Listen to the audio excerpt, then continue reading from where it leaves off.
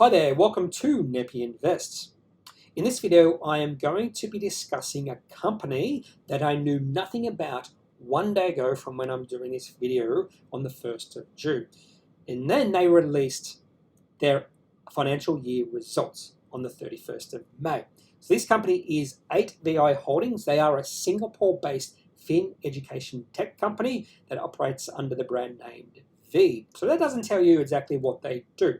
But when I read their financial year results, I came away highly impressed. So I needed to know more about what this company does. And the fact that they are Singapore-based doesn't really bias me away from doing a little bit more research on the company. And what I found was really impressive, not only what they do, and I'll talk about what they do in a few slides, but they are cheap. Enterprise value around $90 million, but they have operational cash flow of $16 million for the financial year, and that's growing. So really good value here. I'd say they are cheap. And not only are they cheap, they're growing. So when I look at one of my favorite metrics, which is enterprise value to operational cash flow, well, I get a number of 5. And that's telling me straight away there's good value here. But that's not taking into account they are growing. So a fascinating company, not only in regards to what they do, but the fact they are cheap and growing. So I might take a position in this company over the next few days. So before I talk about this company in a little bit more detail, just a few facts in regards to 8VI Holdings. 8VI Holdings ticker code is naturally enough 8VI. No surprise there. Market cap of this company is 103 million. That might be a little bit lower than it is right now when you watch this video, because the share price did increase 17% on the 31st of May when they released their yearly results. Enterprise value, 84.4 million, so they do have a fair bit of cash on hand, something like $18 million, no debt. So we do see quite low enterprise value numbers, particularly when you look at the revenue and especially operational cash flow for their financial year. So revenue of 26 million and operational cash flow positive in operations of 16.8 million, which means that operational cash flow margins are very impressive. When you get revenue of 26 million and you can convert that into operational cash flow of 16.8 million, that's very impressive. Some people might be a little bit wary of that and be suspicious that they can have that high of operating cash flow margins. Now, when you calculate the enterprise value to operational cash flow, which is one of my favorite metrics, you do come up with 5. Anything lower than 6 is telling me, even if it's a non-growing company, there is value there. So with this company, I do believe there's value, and one of the reasons why there's value is simply because this is a Singapore-based company, and there's going to be a lot of investors on their ASX, just like me, who might be a little bit biased against this company for that simple fact. If you do like this company, have a look at their Appendix 4C that they released, what was it, the 26th of April, and their financial year results that they released on the 31st of May. Whenever I don't know something about a company, the first thing I go to is one of their announcements, and a lot of times a company will put a little bit blurb at the bottom of an announcement in regards to what they do. So that's the first thing I did with 8VI Holdings. So I read one of the blurbs and I came away a little bit impressed and wanting to know more about this company. So I went to their website and I found, I think it was in their what they do or about us section, and these 2 little blurbs intrigued me to a massive extent. So, established in 2008, V is a representation of our beliefs and roots in value investing. Now, I believe that every single investor is a value investor. So we buy a company and we expect the share price to increase in the future. And so we believe there is value there. So every investor is a value investor, but I believe what they're talking about is the traditional definition of value investing. Some people will say there's value investing and there's growth investing. So what they're talking about more than likely is the Warren Buffett style of investing. And they then start talking about empowering the average man on the street to achieve sustainable wealth as part of their mission to make investment smarter, faster, and easier. And that intrigued me, and my immediate impression of this company was enhanced greatly. Now let's start talking about their app, the V app, a unique proprietary stock analysis tool which crunches traditional financial data and simplifies the complex stock analysis and decision-making process for equity investors into easy-to-use visuals under a comprehensive framework. I simply want to get this app right now just reading that. So I came away really impressed about what this company is trying to achieve, what they're doing, and I simply just wanted to buy this company straight away. Now, just because what AVI holdings do impresses me, it doesn't mean it is an investing grade company. We need to know if they are financially, well, in a good financial state. So this is from their Appendix 4C. Now, I could have used their financial year cash flow statement, but there were a few things about that I did not like. So they didn't actually include receipts from customers in that statement. So I just went back to Appendix 4C and just took this because you actually can see the quarter numbers and the yearly numbers in this one statement. So let's have a look at the receipts from customers for the quarter. And receipts from customers for the last quarter of the financial year was 10.7 million Singapore dollars. Now, of course, in isolation, that means nothing. We need to know the trend. I'll show you the trend in the next slide, but the most important thing about this cash flow statement is right down the bottom, and that is whether the company is operational cash flow positive or negative. And you already know, because I've told you, they were highly operational cash flow positive for the year, and that does translate to the quarter. So for the quarter, $5.2 million Singapore dollars cash flow positive. And then for the financial year, in receipts from customers, 33.1 million, and we already know they were operational cash flow positive for the year of 16.8 million.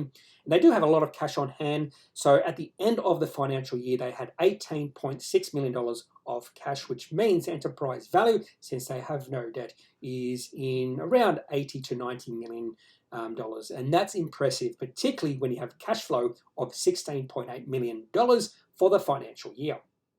One thing I did forget to mention is the exchange rates between Singapore dollars and Australian dollars. It's actually quite important because they do report in Singapore dollars, and we want to know how that converts to Australian dollars. Now, there's not much difference between the two. In fact, you can see how close they are being in parity when you convert 16.8 million Singapore dollars, it actually converts to only 16.4 million Australian dollars. You can see there's not much difference there. So moving forward, whenever I discuss this company and talk about Singapore dollars, when you convert that to Australian dollars, there's actually not much difference.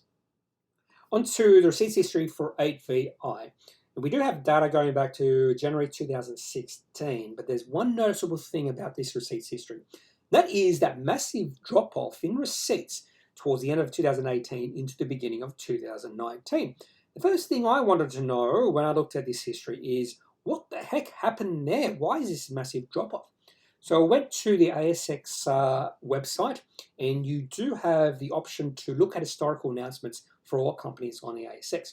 So I used that, went back to 2017 and 18, and I just looked at some of the announcements. And the first thing I noticed was 8VI was actually under a different name and ticker code. They're actually called Digamatic with a ticker code of DMC. They were a digital and marketing business from what I found out during those announcements. And Digamatic bought 8VI in 2017 from 8IH. That was the ticker of the company back then. Bought 100% of the business. And I think the management of Digamatic wanted to synergize what 8VI did with their digital and marketing business, but it just did not work. There was a strategic review in 2018, and that review found out that the best way to move forward with the company was to sell the digital, or the original digital and marketing business of Digamatic, and focus on what 8VI did. And that's why you see a dramatic sell-off or drop-off in receipts in late 2018, beginning of 2019, because they sold their digital marketing business in late 2018. So what you see from April 2019, when the company had receipts of 1.6 million to current receipts of 10.7 million, that's what you really have to focus on, because everything back before then was a completely different business. So when I focus on that increase in receipts from April 2019, we find a growth rate, a compound quality growth rate of 27%. That's impressive. In fact, if you see annual growth rate of receipts or revenue of 27%, you would be impressed, but we're getting this per quarter. And that's why I'm also impressed with this company. I'm impressed, and it seems like the market also has become impressed with 8VI holdings over the past 8 months or so. So this is the 3-year weekly chart for the company. If you go back from 2018 to the middle of 2020, nothing was happening with this company. No volume. The share price was not doing anything. But then we started to see the volume increase. The market had seen something during 2020 to become excited with this company. Share price about a year ago was 38 cents. We started to see the share price rise on increasing volume. The market was becoming more and more excited about this company simply because of the financial state of the company looked quite impressive. So even though we've seen a significant run-up in share price, there is still good value here for 8VI, particularly when you look at the cash flow, operational cash flow, $16 million. Enterprise value is only $85 million. But there is in the market a little bit of negative perception around the company simply because they are based in Singapore. But that also means that there is an opportunity for us to buy into a growing company at good value, even though the share price has run up by a significant amount over the past 8 months. Last thing I want to talk about is the 6-month daily chart for 8VI. And the reason I want to look at this is to see if there's any potential buy happening as I'm speaking. If we go back to January and February of this year, we did actually see the share price rise in an exponential way. In fact, over a 2-week period, share price rose from $2 to a high of $3.50. So there is a bit of illiquidity in the trading of this company, which is one negative or positive, depending on which way you look at it. In my opinion, it's a positive because you can see share price run up quite quickly, like we did see in January and February of last year. But whenever you see the share price increase exponentially, just be wary. There's always going to be profit taking, and the share price could come under a bit of stress. And we exactly saw that with 8VI. In fact, the share price then dropped from $3.50 to a low of $2. It does seem like that $2 was a good support level because we saw that hit twice, once in March and once in April, and then bounce off it quite healthily. And over the last 4 trade days from when I'm speaking, so I'm doing this video at just before noon on the 1st of June, we have seen a little bit of rally in the share price.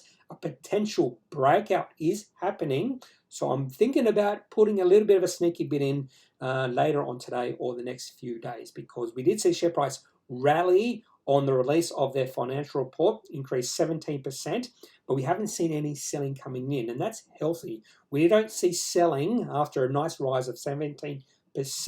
That shows you the market is remaining interested. There's no selling coming in to drive the share price down. So I am interested and potentially about to take a position in this company.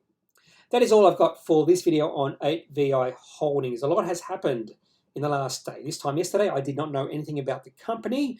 Now I'm even thinking about putting a little bit of a bid in because I think this company, I like what they do. I think there's good value there, and there's actually quite good momentum and sentiment behind the company right now. So I want to get aboard that momentum, positive momentum and sentiment, and hopefully the company's financial state can continue to improve over the next few years. So I'm potentially putting a bid in today or the next few days. If you have any questions about this company or any other company on the ASX, leave a comment in the comment field and I'll answer it over the next week or as soon as possible. Otherwise, I'm not a financial advisor. So if you do need financial advice, make sure you seek out someone who is qualified and can speak to your own financial needs. That's all for this video. Have a good day. Talk to you later. Bye.